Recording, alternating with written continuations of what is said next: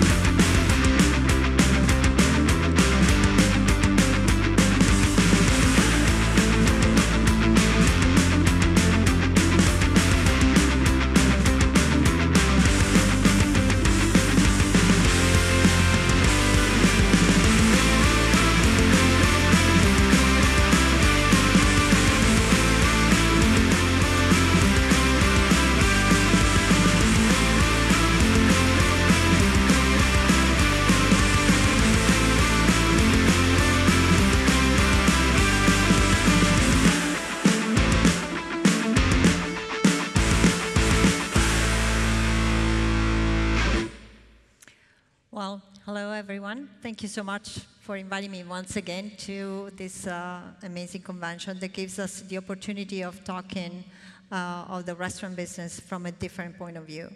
See, everyone is used to think that the restaurant is successful because the chef makes incredible dishes and so on. In reality, because we are talking about profit chain, I wanted to highlight and stress how important the service profit chain is tied up to the people that we work with. And that is why in the video I asked to put a lot of emphasis on the people that I've been working with for a long time.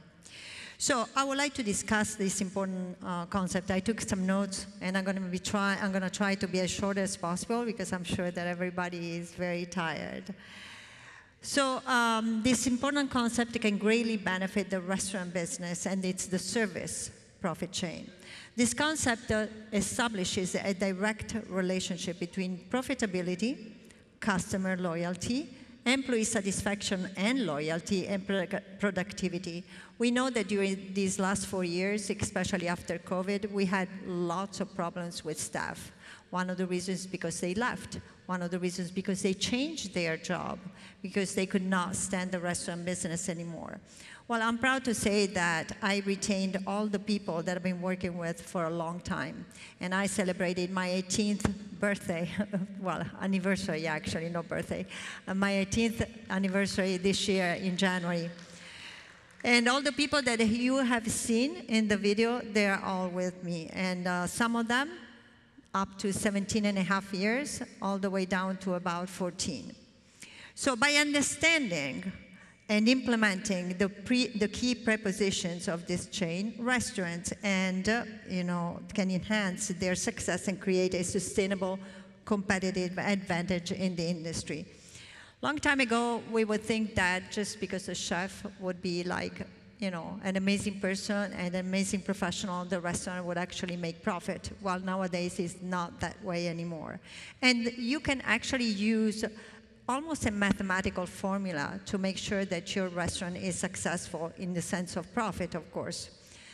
The first preposition of the service profit chain states that profit and growth are primarily driven by customer loyalty.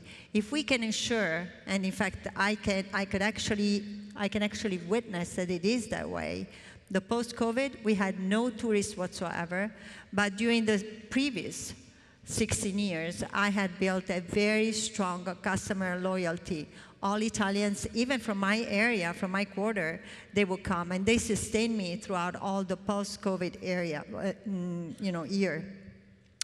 In the restaurant business, loyal customers are not only more likely to frequent a particular establishment, and in that, but they also tend to spend more and recommend the restaurant to others. In fact, word of mouth, for me, it's probably the best marketing tool that we can use.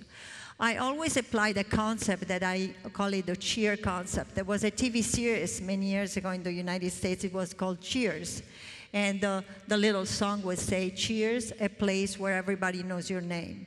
If you know your customer, before we used to do it by hand.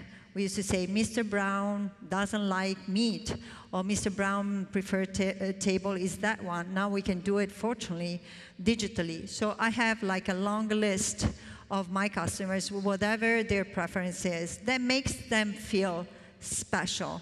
And that is extremely important. But how can you do that? The chef cannot do it. You need service. You need staff. But how do you retain staff?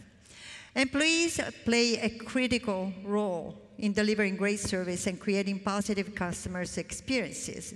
Satisfied and loyal employees are more engaged, motivated, and committed to their work.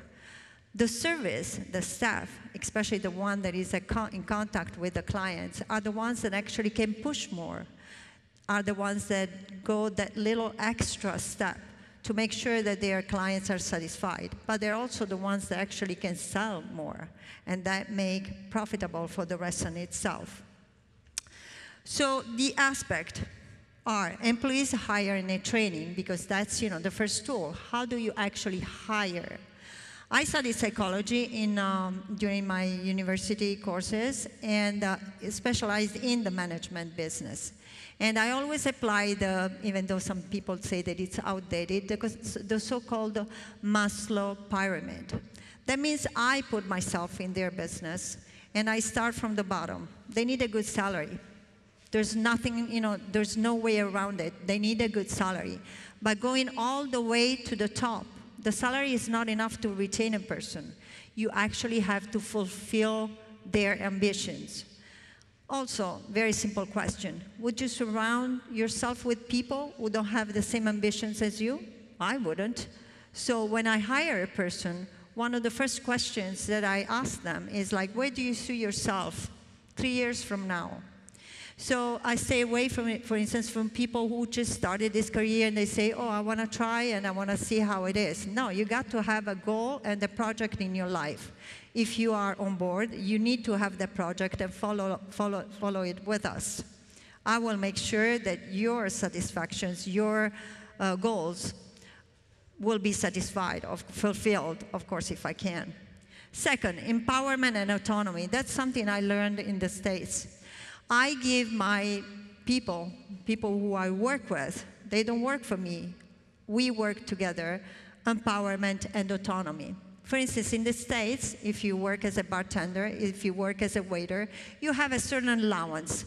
You say, hey, you know, you are allowed to use a bottle, I'm just making an example, a bottle of wine, and you can give it to whoever you want in glasses. Because they know, they have like the feeling if the customer is satisfied, if not, if he's gonna tip well, if he's gonna spend well, if he's gonna have a good experience. So for instance, the person who is serving that table has the autonomy and the power to say, sir, may I offer you this glass of wine? And that gives them the idea of being in power, autonomy, without asking anybody.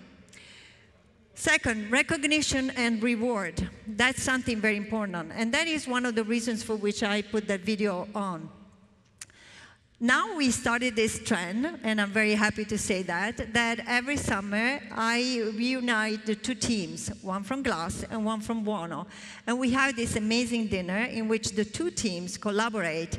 At the same time, it's a mini vacation for them. So they go, they have, that's why you saw the picture of them in the pool, because they have fun, but at the same time, it's something different that goes way beyond the restaurant work itself. See, a lot of people think it, especially if you are in a Michelin star restaurant and so on, the work can be very creative, very different every day. Yes, sometimes not in a good way when you have to deal with difficult situations. But it's also true that can become a routine. And one of the things that I stay away, both in life and in business, is stay away from routine. Routine is extremely damaging for creative people like me. Continuous feedback and development. You see, no need to get angry, no need to yell during service, no need to be not a boss. Whenever you have to give feedback, whether positive or negative, you have to take that person aside, treat them like professionals, and ask them exactly what you can do to actually better the situation. For instance, a chef de partie that is doing something wrong or cutting corners, you don't yell at them during service. You take them aside after service, probably in a very calm situation, and then you make the mistake very clear and ask them if they cannot do it anymore, and if they're not able to, you help them out to overcome. Customer engagement and experience. You have to actively engage with the customers all the time. Sometimes people think that we go around the tables to get to know our customers because we want to kind of like show off. No. I want to know who my customers are, who's coming to my restaurant. A lot of proposals that I've done throughout the years have proven to be successful. For over 6 years now, I have, for instance, for people under 25, which is a kind of rarity to go to a Michelin star restaurant, which is quite expensive for people who are under 25. So I do this deal. Every third Thursday of the month, I give 25% off for people under 25. And this has created a sort of very young clientele in my restaurant. And my guys, the people who I work with, are very happy to actually welcome people that they can relate with on a lot of topics, which are not only food.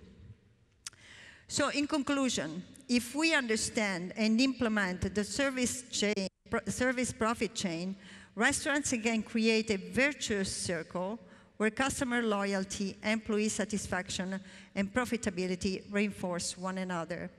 It's almost like a mathematical formula. If you do apply all these principles, eventually your restaurant, you can adjust and you can actually survive crises like the one that we had right after COVID.